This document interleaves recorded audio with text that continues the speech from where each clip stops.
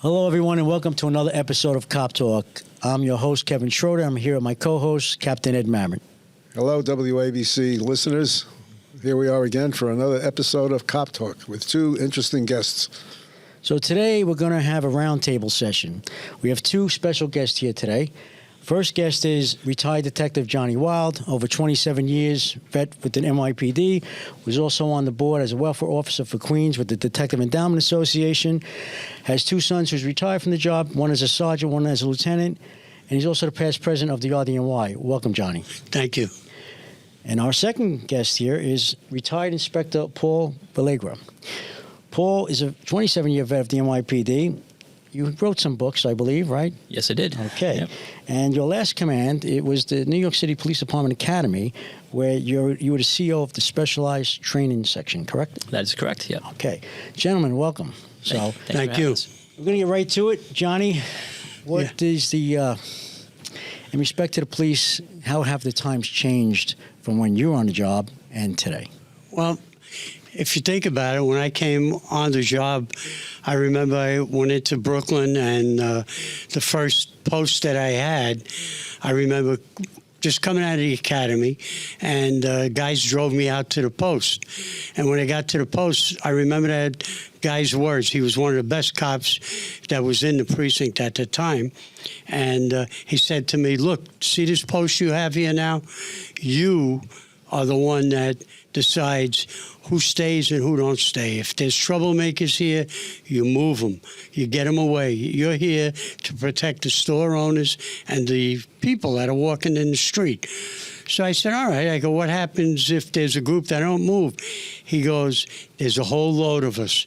You just get on your radio and call us, and we'll be here, and we'll do what you got to do. But you know what was the difference?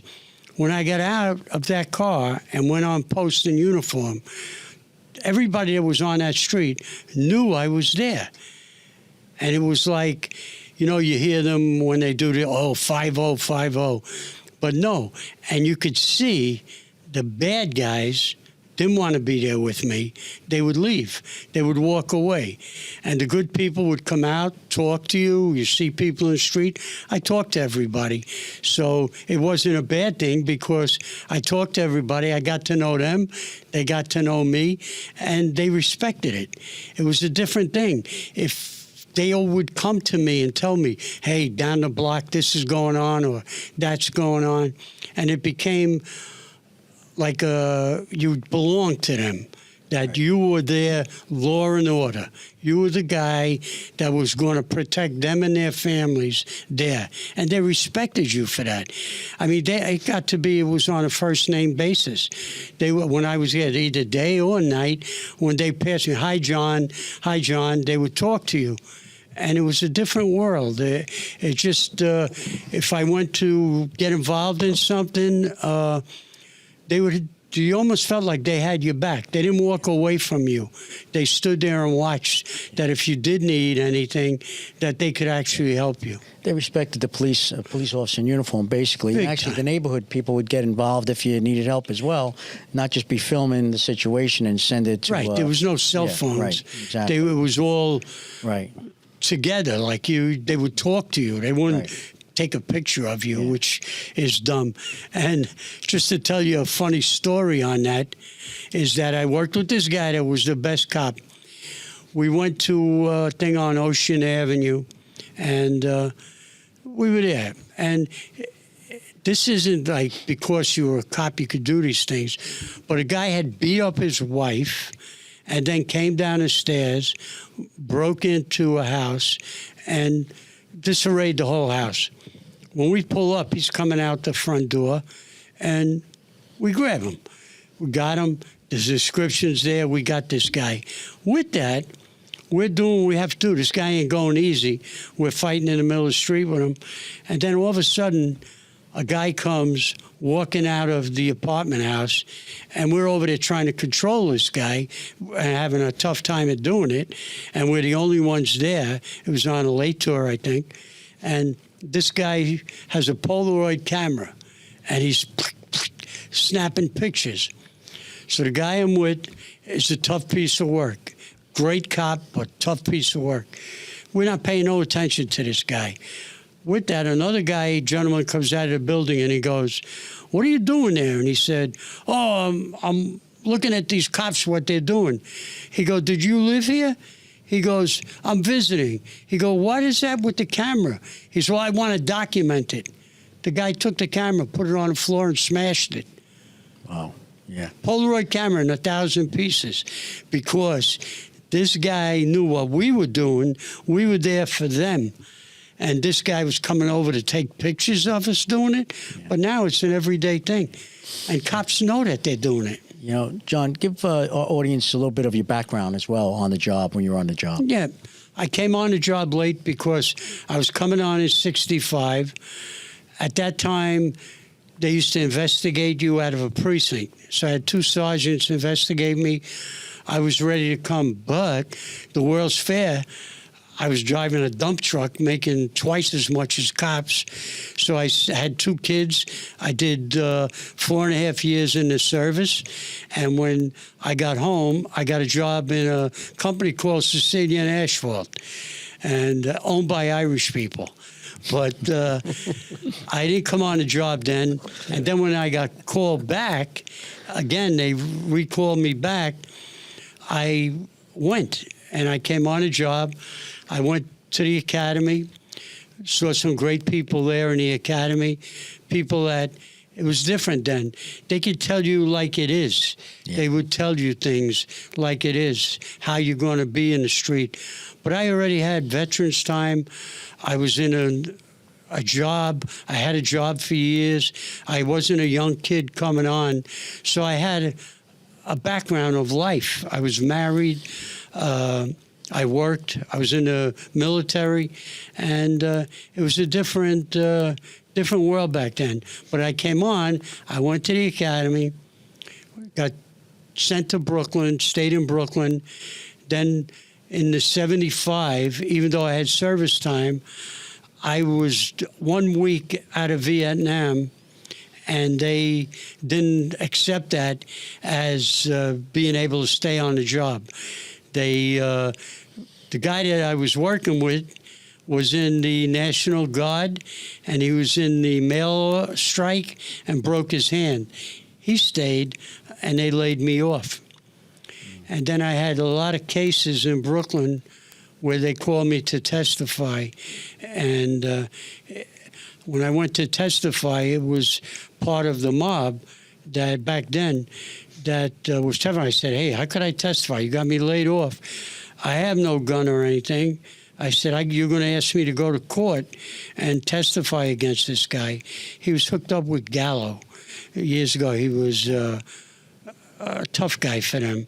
And he had tried to kidnap a guy on Fort Hamilton Parkway, duct taped him, and walking out the door, I happened to see him, got into a chase. He threw shots at me. I didn't even know it.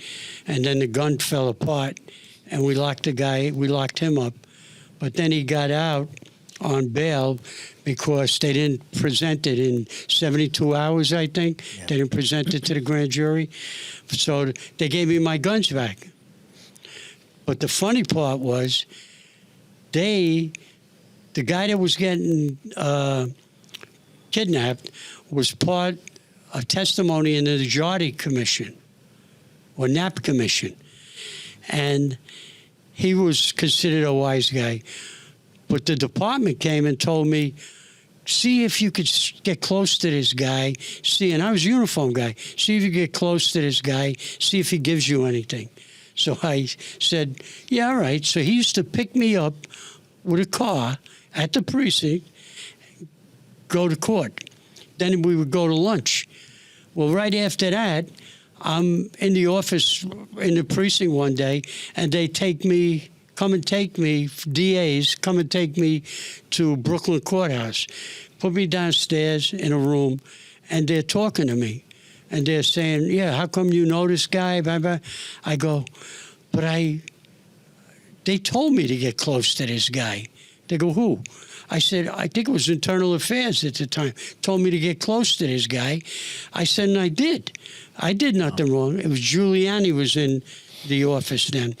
So they had me in this little room for about like 2 hours just sitting there.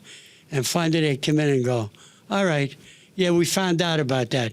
I said, boy, you think somebody would have asked them before you picked me up in the precinct. I felt like I was a criminal. Wow. And they wanted me to wear a wire back then. And I went into the precinct. The delegate was there. His name was John Lawrence. He said to me, kid, if you wear a wire, you're going to be known your whole career on a job for wearing a wire. He said, just tell them. If he tells you something, you'll tell them. But don't wear a wire. And that was my introduction to how you do and how you don't. Some story. You know what you described before about how things were when you were on a foot post? Yes. You know, when I came on a job, a lot of the people I worked with were veterans of World War II and the Korean War. And like you say, they were experienced guys. Many of them had been in combat, and they were really good street cops, and the community respected them. But ever since the draft ended, you get a totally different type of cop coming on. Would you agree with that? Oh, I agree totally with that. And a lot of these kids come right out of school. They have no background, no interesting experiences, and some of them are wimpy. Well, you know, it's so true that I remember when I worked there in Brooklyn that it was funny, but these guys would be the first ones to show up. If you call for a 1013 or something, they were there. They were there. In fact, there was one guy there who sadly was killed in Brooklyn, Louis Miller. I remember Louis, And, 7-0 precinct. Yeah, and he was first guy every time. He was first guy every time. If you called for something, he was there. He was a training officer, and he used to train these guys with like a father personality. You do like I say. This is the way you do it. Don't hold back or anything. But sadly, he was killed in getting out of an elevator on a burglary, I think. Inspector, welcome to the show. Thanks for having me. Give our audience a little bit of your background, and you jump in here. No, excellent. Just like John, I also came in on the job late. I was 30 years old when I made the plunge into the NYPD. I had started a couple businesses when I was younger, after college and after high school. What type of businesses? Aquarium businesses and the restaurant business I was starting to get into, and I was opening up like small fast food restaurants in my local area, and had a lot of fun doing that. And then a couple of recessions, a couple of things came down, and I realized, you know something, it was time for a little bit of a career change. And I had a good friend of mine who came on a job in '69, who finally talked me into taking a couple tests. I took a couple tests. I passed it, did well. I was the first class that required college. That was back in April of '97. That's when I came on. And I will say that it was the greatest thing that could have ever happened to me. That career move changed my life. It grew me up as a person. And I will never regret ever saying, I do when Rudy Giuliani got up there and he swore us all in. Yeah. And Howard Safer was the police commissioner at the time. I had a very great career. I have to admit that. I had a couple good breaks, a couple weird breaks along the way. They both go hand in hand. At the end of the day, I ran 5 different commands throughout my 27-year career. Which ones were they? I was a squad commander in the 13th precinct, which was the 5th busiest precinct in New York City at the time for the just gross numbers. When I became a captain, I later went on to become the commanding officer of the 107th precinct out in Queens. A great place. Learned a whole lot more than I could ever imagine, just about how to deal with community. And this is some of the things that you guys were touching on before about like some of the younger kids, just learning how to deal with all the different scopes and perspectives of what a community is. You just can't take someone and just stick them on a corner in certain neighborhoods and expect them to excel, because they might not understand some of the the nuances of that. I have one story that I'll tell you maybe later on. But after the 107, I ended up taking over the Manhattan North Internal Affairs, where I was in charge of all of Manhattan North, integrity. Great place to learn the other side of the job. This is actually my second time getting drafted into internal affairs. I was drafted in there as a sergeant as well. At first, I was a little apprehensive going back there, but not for nothing. You see things in a different scope. You see things in a different light, because not all cops do the right thing. And, you need a strong internal affairs. And I've said this numerous times, especially to a lot of my rookie classes, you need a strong internal affairs in order to maintain the scope and the size of the NYPD. 35,000 or whatever we are right now, strong. Not every one of them is going to do the right thing on every time, and sometimes you do need a little bit of oversight, and so I have no problem with that. When I was done with my time there, I was fortunate enough to have gotten named as the commanding officer of the Community Outreach Division in the Community Affairs Bureau. That was due to a lot of the work that I had done, especially when I was, involved in my precinct life and some other stuff that I had done in my career. And that really opened me up to a perspective, because now I was in every single neighborhood in New York City, and I'm talking every pocket in all 5 boroughs I was expected to be in. And by the time I left, about 2.5 years later, I can tell you that I can't walk into a place in any neighborhood in New York City without getting recognized, and I thought that was really, really great. I also ran things like like the clergy liaison program, where I got to experience all the different religions that we have in New York. And let me tell you something, we have everything. There is not one religion that we don't have here in New York. And I had liaisons to educate me on a lot of these subjects. And and just to hear the different ideologies was just really, really overwhelming. And then after I was done with that, then I ended up over in the police academy, as you mentioned earlier, where I was asked to take all of my experience and knowledge after having all these different, very diverse different commands. And I was asked to bring that into the police academy and train the in-service side. I had nothing to do with the recruits. I did almost all just in-service people, just to try and teach them and give them a little bit of my knowledge. Because the experience, as I think you were really, really alluding to before, is dwindling right now. The experience that you're no longer having before you come on the job is not there, to a certain extent. And, you need people that were on the street and that have done a lot of the really, really insane work to actually go out there and actually and actually teach these kids, and not for nothing. I mean, I'm huge on education. I always have been. I believe that education is the answer for almost every problem that we're ever going to have. It doesn't solve everything, but to understand both sides of an equation can make you, answer a question with a lot more intelligence and logic than just going out there and saying, I only know one side of the story and I'm sticking to it. And I think that's what we're lacking, not only in law enforcement, but in this world right now. Right. How many recruits now, when you were there in the academy? Was it 500, 1,000, 700? Well, there were multiple classes now. Back when we were all on, like my class was like 2,000 some odd strong. Mine was 2,500. Yeah, most of our classes were big. They would do them twice a year. They would be approximately every 6 months or so. So what they started to do, large class sizes mean that you need a lot more cops training a lot more of these people. So what they started to do was to break up these 2,000, 3,000 people classes, and they broke them down to like 400 or 500 per class, but they would stagger them. Like every 2 or 3 months, they'd put another class in.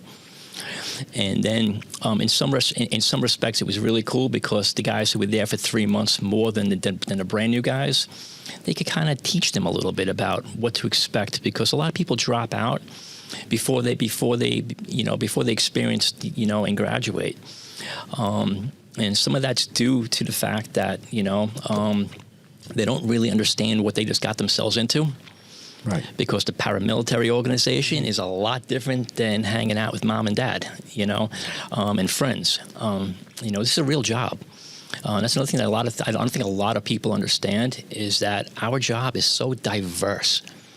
There is, in any day, a squad car on patrol can answer an aided case where a person's having a heart attack. They can respond to a stabbing. They can respond to gunshots. They can respond to a domestic dispute. They can go to a robbery case. They can deal with a missing person. It's just endless. No matter what class you are, no matter how long you spend in the academy, nothing can really prepare you for your first day. And, Now, let's say 500 recruits in the academy. How many actually graduate between going to other police departments or just quitting for whatever reason or being terminated? The vast majority do. Like when the Port Authority opens up, I know they always steal about 30 or 40.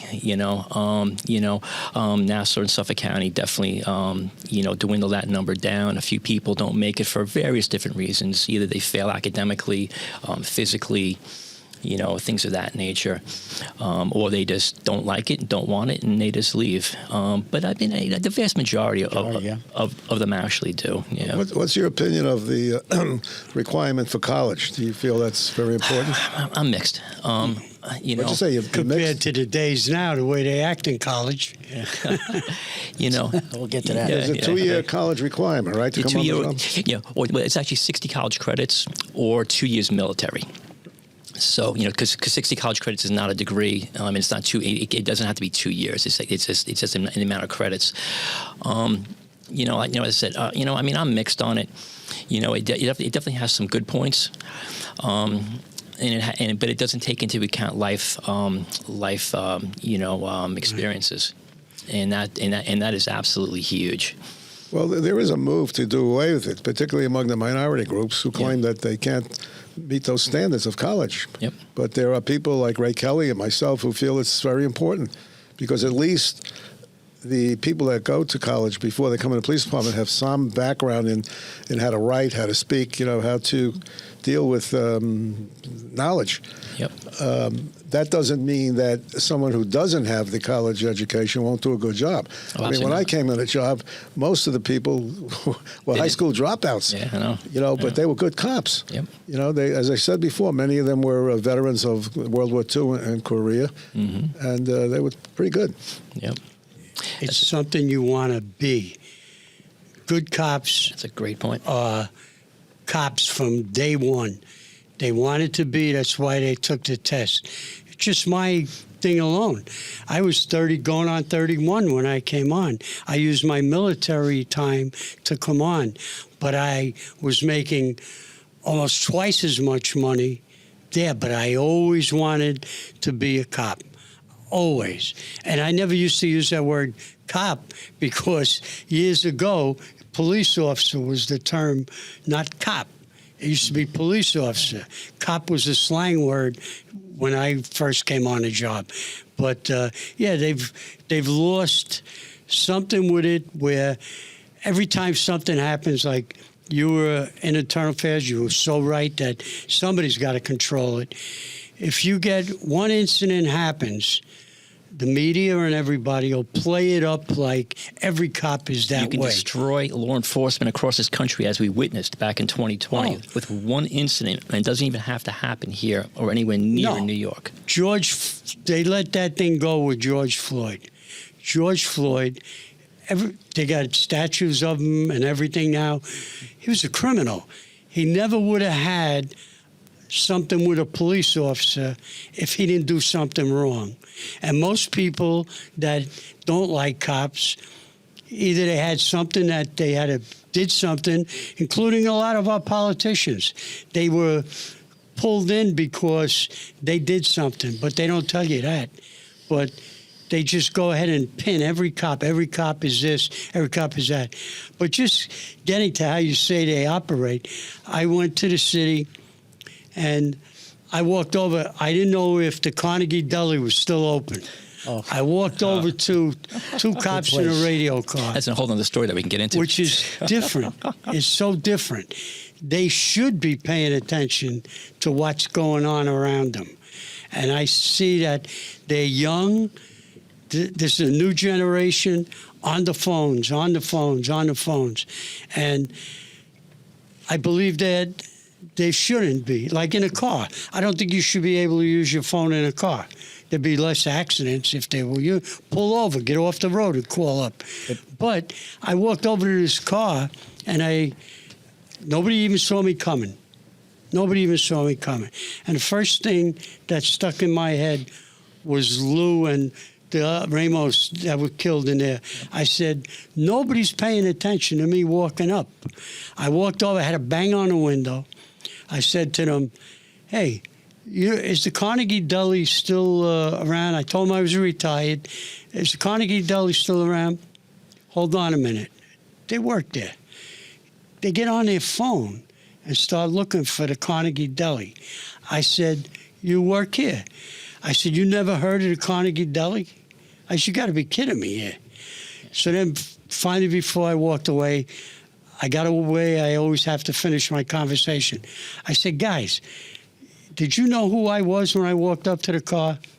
They go, no. I said, well, how do you know I wasn't a bad guy? I said, you got to pay more attention. Then I could feel a jacket being pulled, my wife trying to get me out of there. Now, John, is the Carnegie Deli still there? I think it is. Yeah, because I thought it may It's have. on 7th Avenue, Yeah, it I was on think, 7th all the way Avenue, down by yeah. 57th. Yeah, I was going to say, It was a maybe great gone. place. Maybe they're rookie. They may be, let's play delegate here. Oh, Maybe yeah. gone. Oh, no. They're only there a year, so they didn't Oh, know yeah. what No, but just that They didn't know. They didn't know not any the better. Carnegie Deli didn't bother I me. can The also fact s- that they I didn't can see also me say, coming John, up. No, on I hear, absolutely.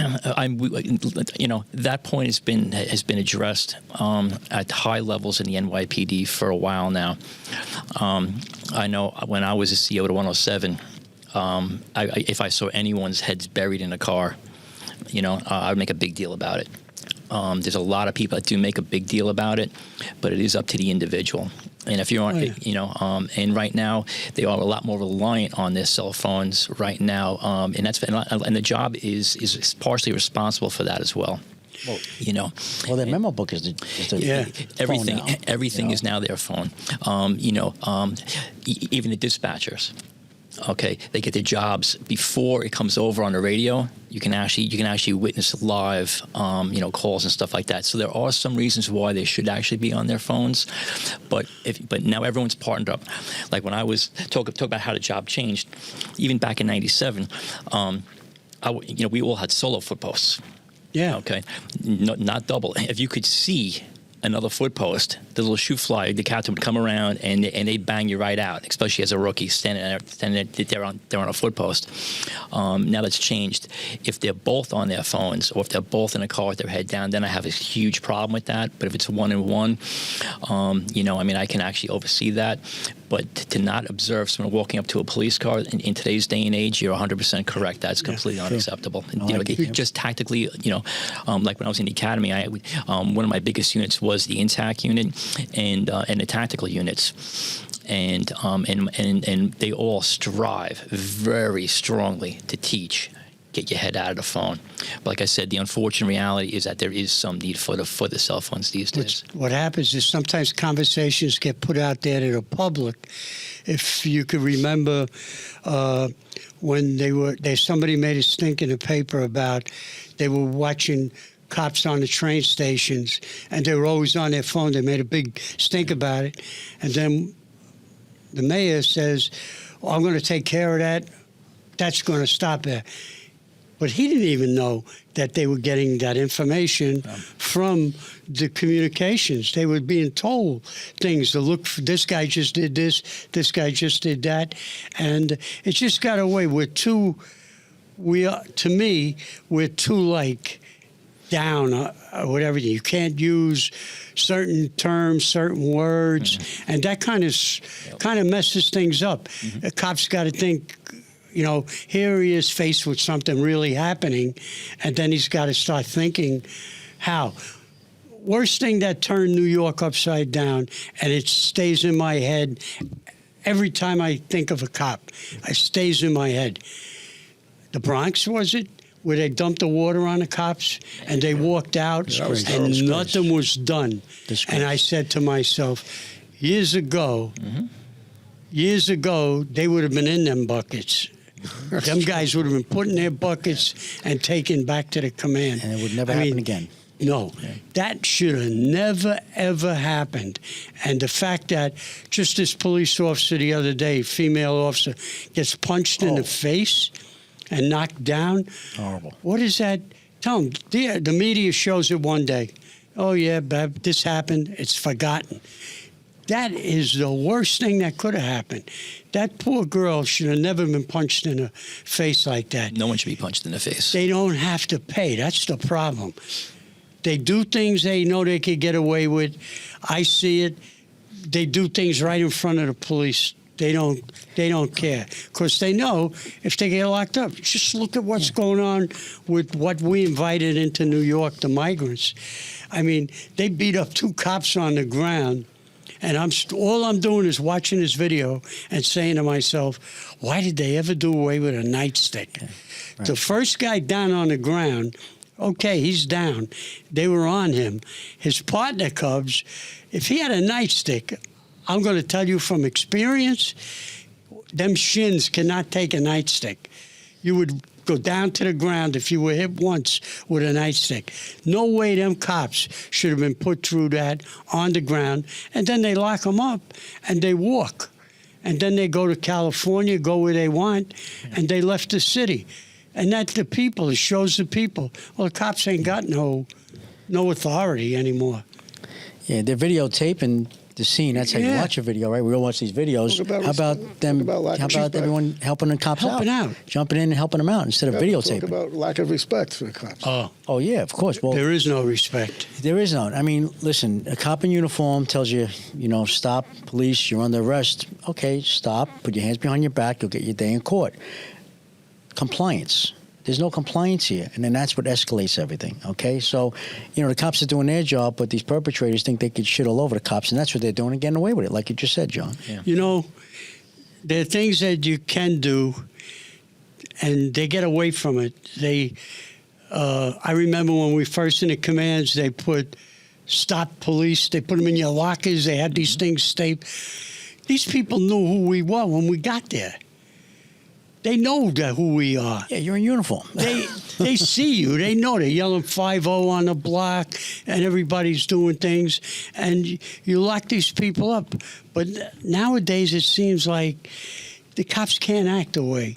I mean, we did things. Also, tremendously. Just a cell phone alone, as we just talked about before. Yeah. And just getting videotaped. Everything is on tape. Everything. When we were detectives, videotaping changed the way that we detected cases. You were around. I was around for that. I'm not too sure if you were still around when video became super, huge. But but that changed. A lot of different. Things because now a lot more things are now black and white because now I got you sitting right there, doing things. And another thing with that, I got into the video course. I went to a grade lieutenant that retired out of homicide in Brooklyn. I went to the 9-0. I went to the A3 first. Then I went to the 9-0 to see the guys that I knew were still there. And I walked in a room, and I talked to a guy, and we walk in, and as soon as we walk into where the interview room is, he goes, "Oh, Johnny, come here." As soon as you close that door, the video goes on, the sound goes on. I go, "Why?" Yeah. He said, that's the way they have it now. Yep. You walk in, and everything goes on tape, and you talk. A lot about what you spoke about has to do with the politicians. Ooh. They are really handcuffing the police. You want to talk about that? Oh, most certainly. We have the biggest election going. I'll let John take over for this one. Biggest election going in this country. And we have somebody, and I ain't going to mention their names, but everybody knows who they are, that supported bail reform, got the people, during the George Floyd riots, bailed people out. Bailed people that were criminals. I'm not talking about somebody stole a pair of socks. I'm talking about rape, robbery, assault, everything. Bailed them out. And then her partner was in Minnesota with George Floyd, stood in front of the precinct when they were burning it down. How does that show any kind of a law and order? He was allowed to have the National Guard, but he didn't. He held off on it until chaos broke. And it was all over a criminal and a cop that made a mistake. And they built that up to be the worst thing that ever happened. You never hear, we got more cops being shot and killed and assaulted in this country than ever before. But yet, we still keep bailing them out, paroling them. In New York City, I think there's 21 or 22 that have been released. I go, you got to be kidding me. How could that happen? How could you? These law and order is what keeps you America. Without law and order, you got nothing. You got nothing. And I always put it back to, I mean, I'm in a good neighborhood.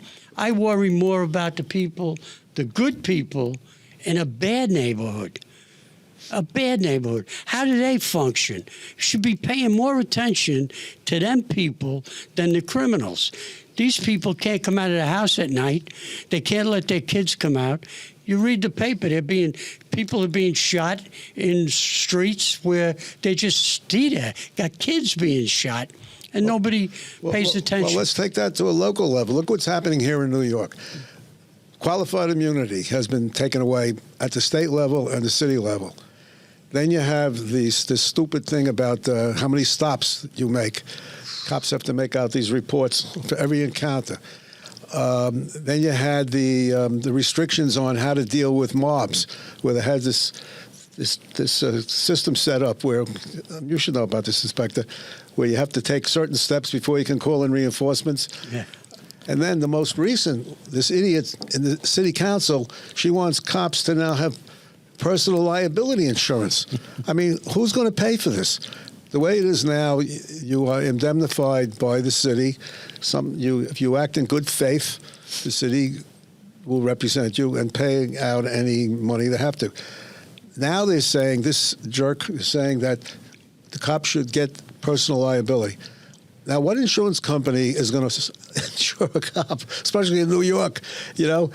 And even if they do, who's going to pay the premium? Yeah. Cops can't afford that. What have you got to say about that? You know what? I just told big boss on a job this thing when they did that new way they're going to do things where cops, if an incident happens, cops will walk over and take down all the information. If they interview somebody, they got to put it down. They got to talk. So I said, you know what? You got to explain something to me. I said, what happens if in this city there's a homicide committed and people are walking away from it, and a cop stops somebody and says to them, excuse me, did you see what happened there? Yeah, I did. You saw it? Yeah. Are you willing to, you want to tell me? Yeah. Now he's got to put down the guy. So he says to the guy, excuse me, I just have to have this information. We did this with Stop and Frisk years ago. What are you? I'm a female. You're a female. And the cop knows he's a male. He's looking at him. He's female. All right. What race? I'm black. He's a white man. Huh. And he goes on and on and on. He's got to do this. He's got to put this on paper. Okay, hands it in. All of a sudden, that guy that did the homicide is arrested. You go to court. DA looks up all the witnesses, comes up with a witness. Oh, this guy was right there, saw the whole thing. Great, bring him in. They bring him in. They go to court. Defense attorney sitting there, has the same, it's all Rosario, he's got it. Looks at the guy and goes, you told the police officer you were a female and you were black. Yes.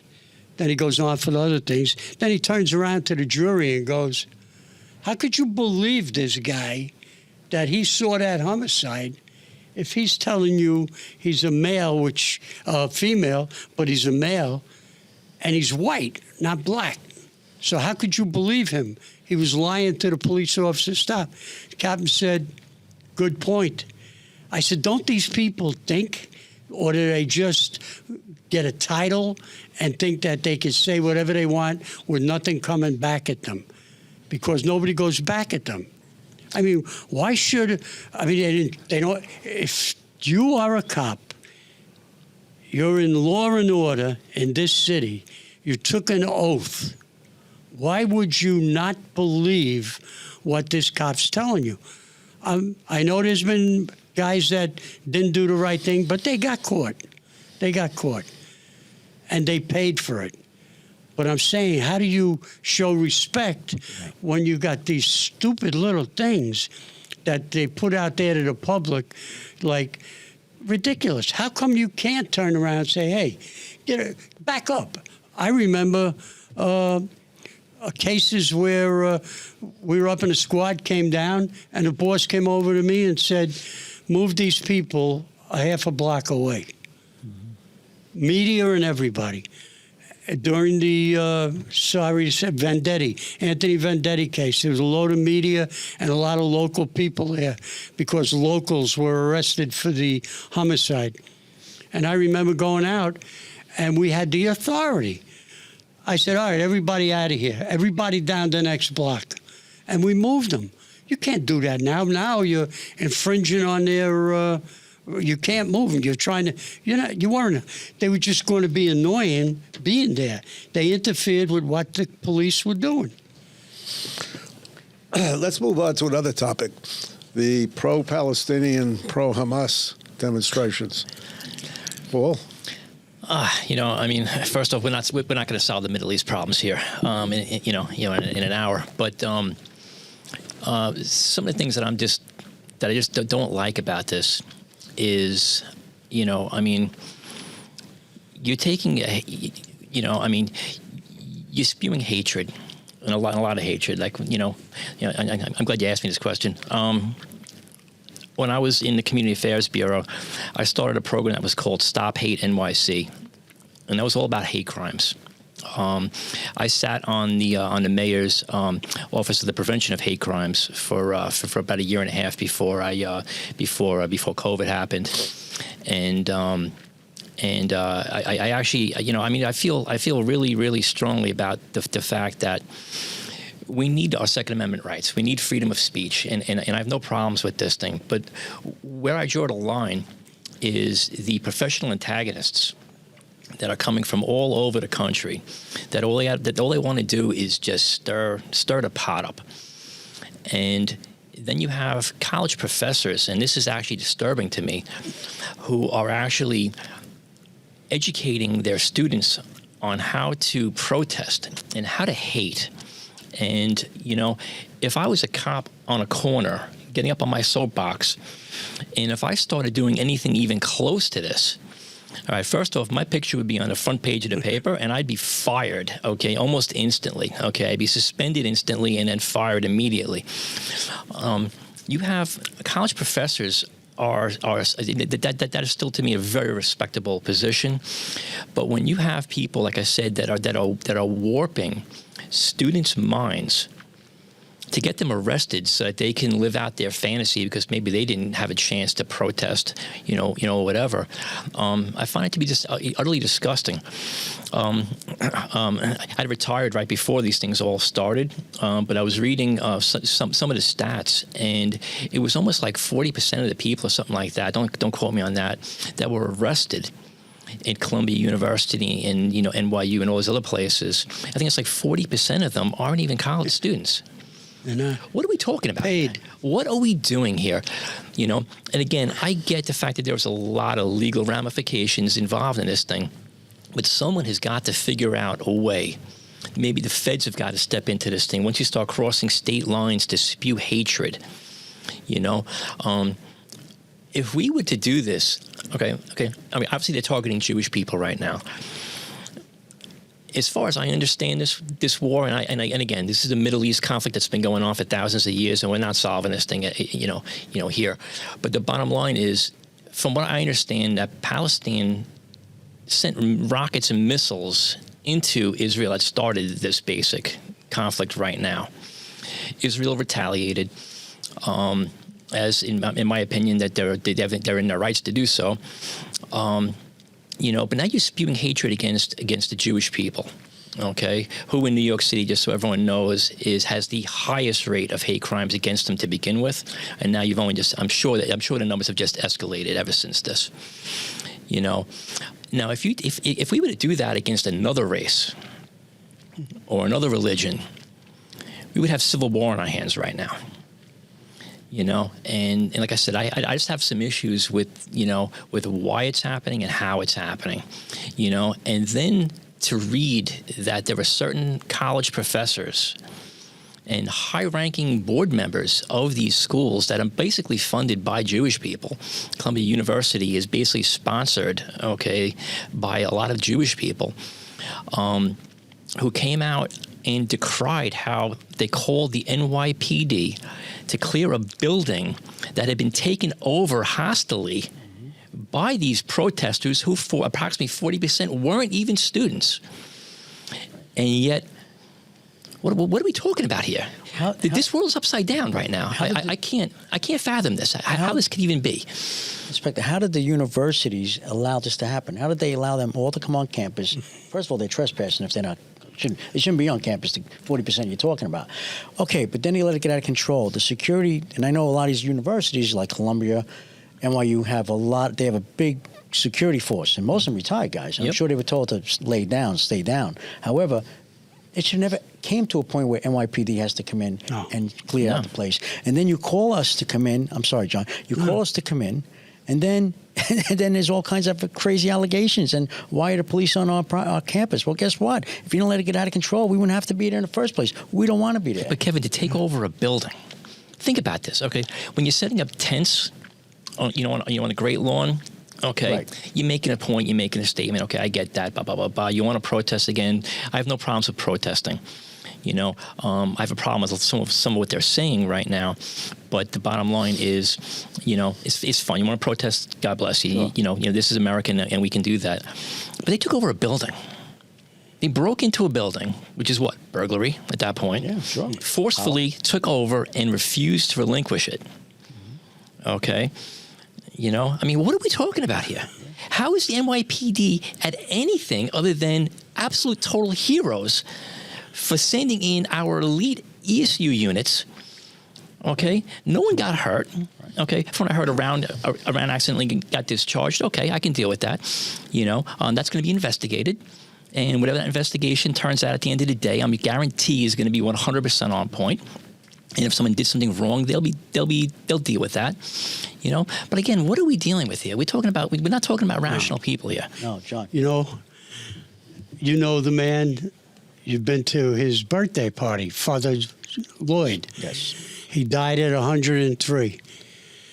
They called me up 2 days before. He calls me up, and not him, but one of the reporter for the Post calls me up, says, Father Lloyd wanted to know if you could drop some hats off to him, because he was our chaplain in the RDMY years ago. Right. So I said, yeah. And we had gone to his birthday party when he was ordained a priest for 75 years. So I said, yeah, what happens the next day, he dies. But I have the hats. So I said, I got to bring him. I got to bring him to the wake. I find out when the wake is, and I drive into the city. When I get to 60th Street and 9th Avenue, there's a mob scene. Fordham University, cops across 9th Avenue, mob scene. They're throwing things, screaming, yelling. So I ain't going to park here. I go around the block. I park in a parking garage. When I walk back, Father Lloyd's hearse is in front of the church. They're having the wake in the church. When I walk in, there's a bishop there. I didn't know he was a bishop. I said, he said, oh, you here for the wake? I said, yeah. He's, oh, so I told him what I was there for. He said, go put them up on the podium. So I put the hats up there, thank you. Walked out. As I'm walking out, he says, can you do me a favor? He said, we have one security guard here. You're a retired detective, right? I go, yeah. Could you kind of like keep the people from coming into the bathrooms and wait? I said, sure. I walk outside, and it's like a balcony up there where they got to walk up steps. There's a load of young kids down at the bottom. Now I hear the conversation is F the cops, screaming from the crowd for them. I'm saying to myself, the cops, why are they yelling at the cops? The cops ain't got nothing to do with them. With that, a kid comes walking down a block with an Israeli flag. He walks over on a corner, and he's a good-shaped kid with a wife or girlfriend, and they're all screaming at him. The kid, I give him a lot of nerve, takes it, and he goes, anybody wants to take this flag, come over and take it. Now, the cops hear this. The cops don't stop them. They backed up a little. So give them room if they wanted to come and take the flag. Not one of them came across. So now I'm standing there. I'm saying, look at that. Here they are screaming and yelling, burn this, do that, cursing the cops like crazy. They're throwing water bottles and everything. I'm saying to myself, what the heck do they have against the cops? The cops are just there to make sure nothing happens to anybody. That's the problem. Yeah, I know. They're there. I remember years ago, we would go to demonstrations, and I would say, we're leaving, the bosses were leaving. Anybody threw something at you, see you, and they would leave. Yeah. And the guy that threw something at you would run like a devil because he knew something was going to happen. But these kids did that. Now the guy leaves. Nobody came across to him. So I walk down, and all these kids are sitting there, and I'm looking at them. And finally, I talk to everybody. So I said to them, hey, what are you doing here? What's this all about? They couldn't even answer me. They couldn't even answer me. Finally, I went over, this one guy said something, and they were all kids that looked like they lived on the west side of Manhattan. Yeah. So I go, hey. So he says to me, well, you know, this is about what's going on in Palestine. I go, yeah. I said, well, what about the rest of his story? I go, do you know anything about what happened? Not one kid. And they were all like 16, maybe even younger, and then up. And they were all dressed and everything. And I'm saying to myself, you don't even know why you're here. But then, when you hear about them locking all these people up, they were at George Floyd. They were at Black Lives Matter. That's what I was talking They were about. at every function. They are right there. And they have taken control of this country, and people don't know it. Look at Seattle. Look at Chicago. Portland. Look at Portland. Look at New York. I mean, come on already. You get what you asked for. This city's got this migrant problem because somebody said, send them here. Well, they're here. Now, who's paying for them? And who Us. asked for them? Who was the one that asked for them? Mayor Adams. That's right, Mayor Adams. Mayor Adams. He asked for them. He got what he asked for. Now he's trying to bail out, and he can't bail out because they're here. Sad part is, that you guys, I'm sure, have seen, you go past where they have these things, and there's motorcycles, mopeds, electric bikes, all over. Who bought these Cell things? phones. You know what? There's outside this country influence, and sad to say, we're coming up on 9/11. Just look what happened at the Taylor Swift concert. There's idiots out there, and they're going to look for something to do. And now that we've let them here, I don't know who can't look in the dictionary and look up the word illegal. Illegal is illegal. I couldn't put a fence up by my house more than 6 foot because it was illegal. Right. But they could come into this country illegal and just take it over, and they are taking it over. Well, that brings us to another point. Paul, you can appreciate this.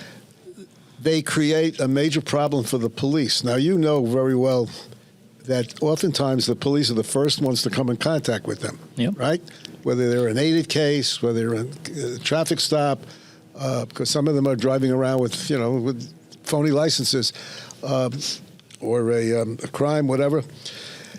And the police are handcuffed. Now, we had the New York director of ICE, and he was very clear. He said that they cannot deal with the New York City police, and that is law, because the city council passed a law that the New York City Police Department cannot cooperate with ICE, which is That's been absolutely that way ridiculous. for a long time. What? That's been that way for a very long time. Well, in my time, it was in the old rules and procedures that if you came across someone you suspected of being illegal, you'd notify. At that time, it was the INS, Immigration Naturalization Service, Immigration and Naturalization Service, and someone would come down and take them away. You never saw them again. This has totally changed. It's becoming a major problem, not just in New York City, but nationwide. Can you comment on that? Yeah, I mean, as I said, it is NYPD policy that you can't ask someone about certain different things, and that's in our books until it's not. So are cops technically handcuffed because of that? I'd say absolutely. I've known from my own experience that there have been times where there's not much you can do. My opinion on it, I'm going to reserve that right now. But it is definitely a problem. Me personally, I would like to see, more monies go towards different things, such as helping our veterans, especially those who've gotten injured, getting health benefits. As you mentioned before, all the World War II guys. I'm a firm believer that our veterans need our support.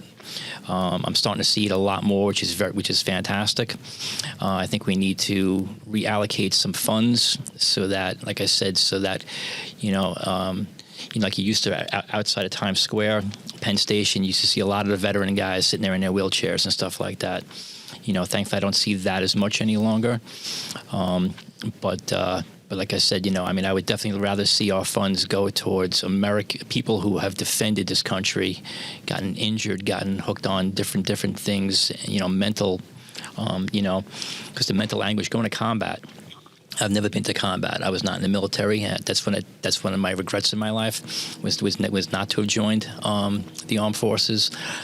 But the bottom line is, when you serve overseas, especially in Afghanistan, Iraq, you come back as a different person. A lot of my cops that I've had over the years did serve. One of the last ones that I had when I was in the academy, his Humvee ran over an IED and exploded. He has video. He has actual drone video of it. Talking to him, you can see that. He was a great person. But that leaves scars, and like I said, listen, immigration to this country. If you want to if you just want to get involved in that, and not just on a broader scope. Both sets of my grandparents came to this country legally. On my mother's side, it was my great grandparents. My grandparents came over from Gibraltar back in the early 1900s, and when they came here, at least in Ellis Island was a complete disaster, and we're not going to get into that exactly. But my grandmother didn't speak English when she came here. My grandfather was a linguist. I think he spoke 8 languages very, very fluently. They both came from the island of Gibraltar, and that's the shipping industry into the Mediterranean. And so he learned all these different dialects because he used to speak to all the ships coming, through the different ports. When they came to this country, they came here to make a life for themselves, and they wanted to become American. My grandmother, she didn't speak English, as I said, when she came here. Every day she spent here, she spent trying to learn English. When me and my sister were born, she refused to speak Spanish in front of us because she wanted us to be Americans. And they filled me and my sister with American pride and about how lucky that we are to be here in this country.